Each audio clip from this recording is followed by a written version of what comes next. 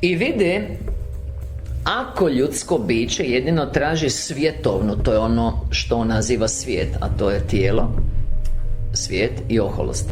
Požuda tijela, požuda očiju, ono vanjsko materijalno, i oholost života. Svaki je čovjek ohol gdje god se ne podloži volji Božje. Stoga je oholo života kad živiš van volje Božje, a bila ti objavljena mimo njega.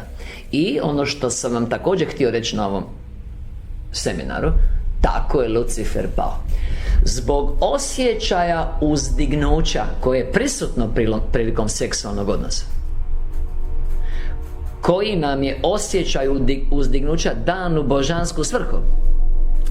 Zbog osjećaja uzdignuća, zbog prisustva i uživanja božanskog života kao da je njegov, zbog uzdignuća ga nije priznao i nije se podložio. Tako i mi ovdje. Zbog uzdignuća mi ga zanemarimo. I to je ponovljeni pad. I to je točno što kaže objavi nasljeđen grijeh. To je ponovljeni pad. Zbog osjećaja uzdignuća, zbog prisustva božanskog života u kojem je kao Bog. Ali kao Bog jest Bog, jer ne smije imati drugačiji osjećaj nego kao da je taj život njegov.